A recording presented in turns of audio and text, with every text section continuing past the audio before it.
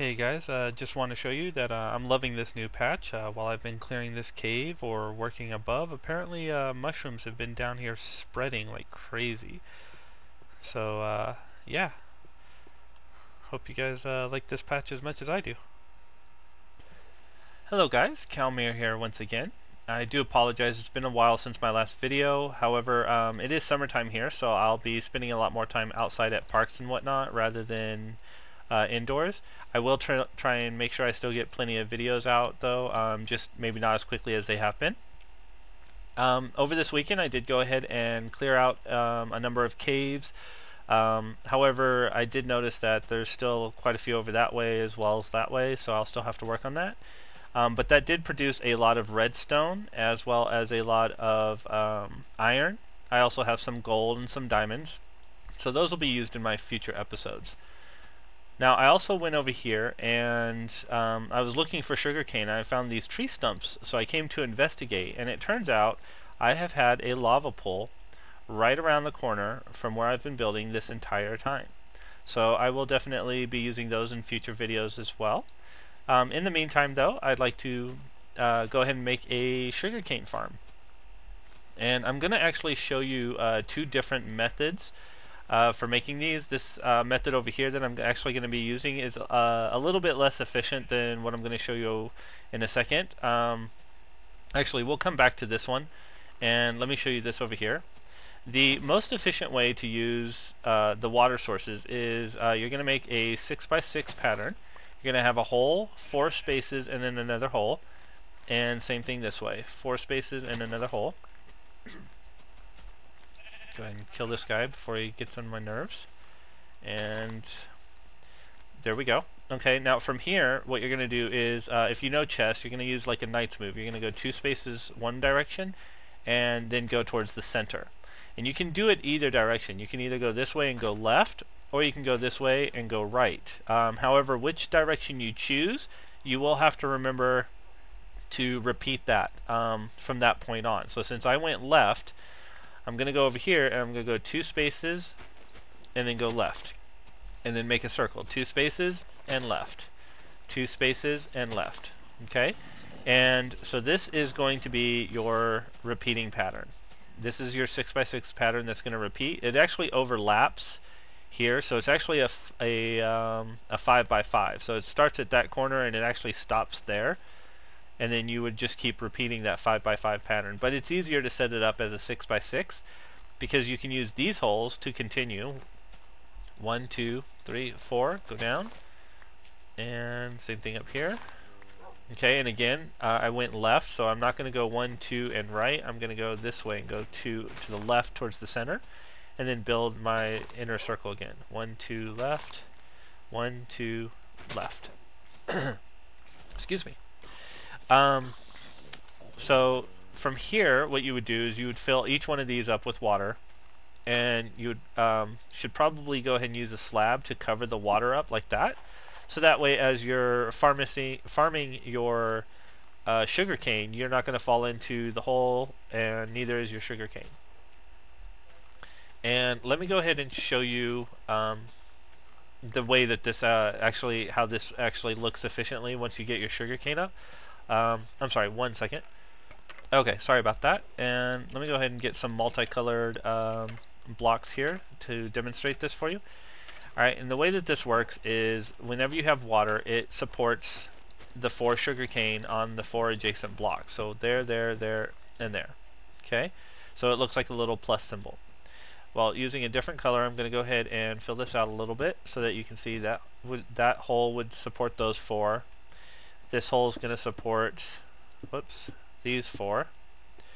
That's going to be these 4, these 4. So as you can see, it's basically just a continuing pattern. There's no open gaps anywhere. It's just all these pluses right next to each other, where the center is where the water would be. Okay, and now from the thing with this though is that whenever you get to the edge, for example, like let's say your wall you decide is going to be around here. Well, as you can see, you're going to have to destroy this sugarcane, and then you're actually going to have to put a hole and fill water in for this block. and then you would basically just kind of build your wall over the hole and across like that. So there's no real good place. I've tried looking at all the different directions and stuff, and I've never really found a good section where it's a good spot to build the wall. So just wherever you feel comfortable, just go ahead and tear down any any sugarcane that's in the way.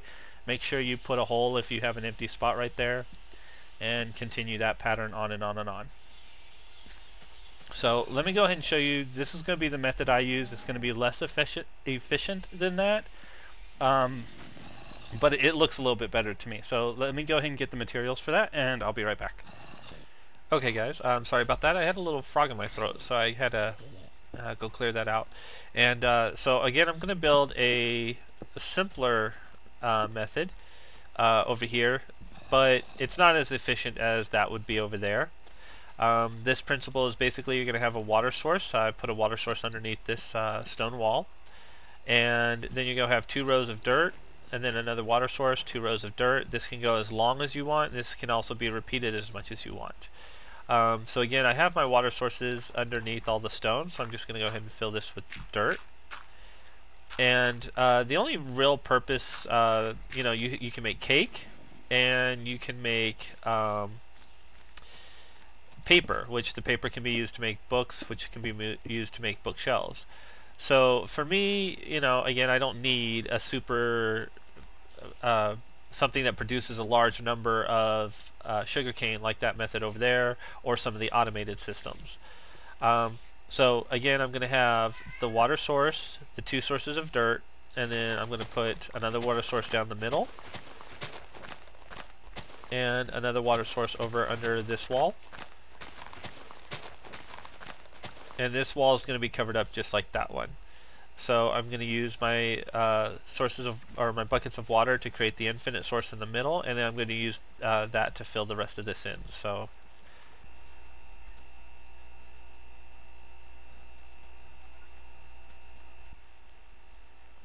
okay, and now I'm going to cover this side up just like the other side and put a wall up. Now the wall and the roof and the ceiling, the materials of both this as well as the wheat farm can be anything that you choose. I'm going to go ahead and take these down because that'll get in the way of the sugarcane growing straight up. Alright, and for the middle I'm going to go ahead and use half slabs. And I'm using wood because it matches the style of the rest of these buildings. So that like that. Okay, now you can continue down here. Or you could put a chest there like I did in the wheat farm. But if you do put a chest here, just know that these 2 blocks right here will not have a water source nearby.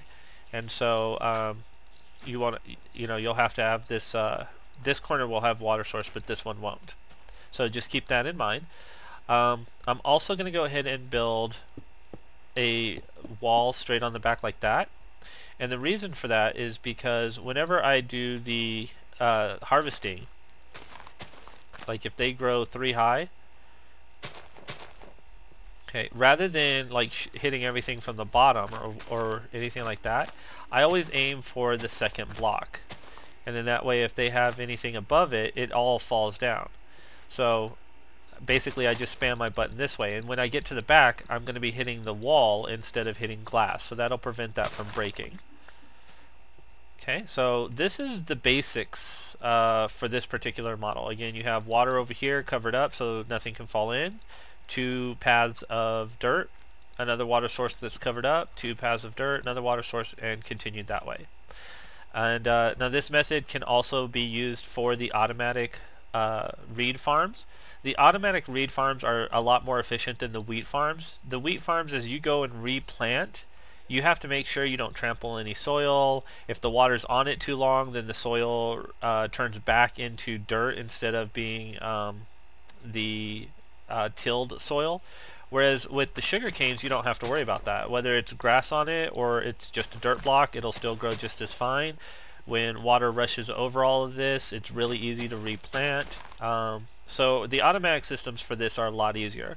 And to make those, it's this pattern where you have water source, 2 dirt blocks, water source, 2 dirt blocks, except for every 7th block you're going to go up 1 level. So I'm not going to count this block because this is where my water source starts. So 1, 2, 3, 4, 5, 6, okay, 7. So that's 7 blocks.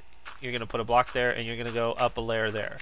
So this would be your next 7 blocks would be up one level.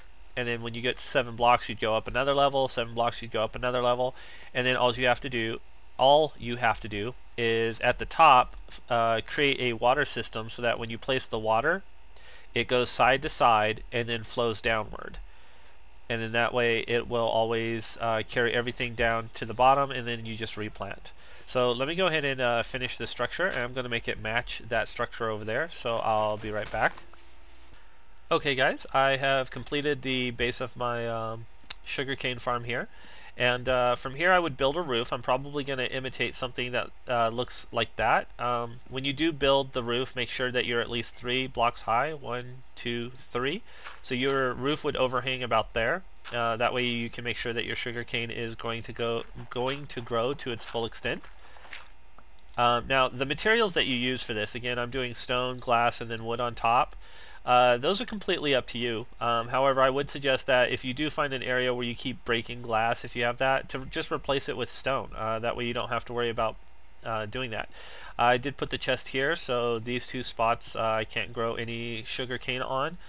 But again, for me, for my small little world, this is going to be plenty. And again, also when you harvest, make sure you always harvest from the center or the second block. That way you don't have to replant all these on the bottom unless you're doing the automatic harvest. And I'm probably going to go ahead and put some torches in here as well, although sugarcane does not require the light, but that way if I come in here during night or something, then I can still see.